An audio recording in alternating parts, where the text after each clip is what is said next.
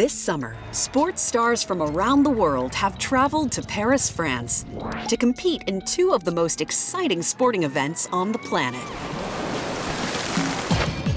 the Olympic and Paralympic Games. And among all the sports action is some pretty amazing science.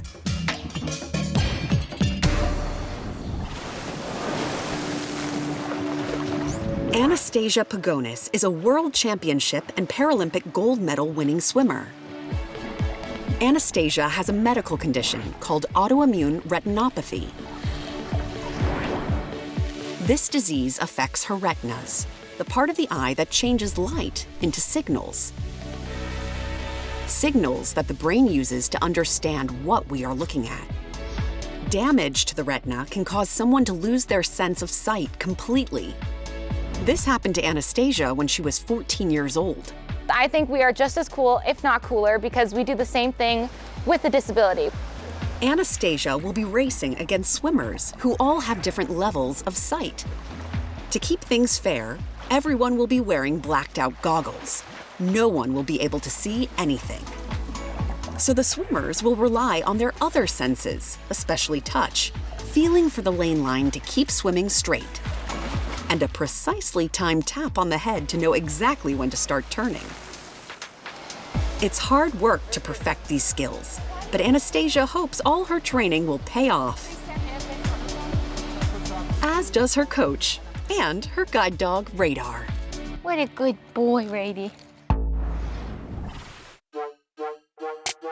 The Stade de France is home to all of the Paris 2024 track and field events. And inside, there is a very unique running track. It has been made in part with the shells of bivalve mollusks, like mussels and clams.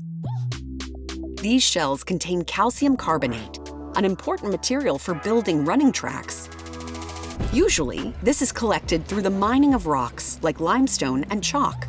But to make the production of the track more environmentally friendly, the manufacturers used huge amounts of shells that would have otherwise gone to landfill.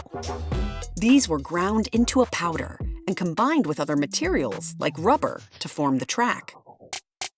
Each piece of the 52,000 square meter track was made and tested in a factory in Italy, before eventually being laid inside the French National Stadium. An iconic track for iconic moments. Paris's River Seine forms part of the Olympic triathlon and paratriathlon course. For over 100 years, it's been illegal to swim in the river because of high levels of pollution. So, for the triathlon events to take place, attempts have been made to clean up the river, and the water has been continually tested to make sure it's safe for athletes to swim in. In particular, scientists have been testing for levels of the bacteria E. coli and enterococci. High levels of these can indicate sewage in the water, which could be dangerous for the athletes. Leading up to the Olympic triathlon, the water was tested every day. On some days, the levels were safe, but on others, they were not.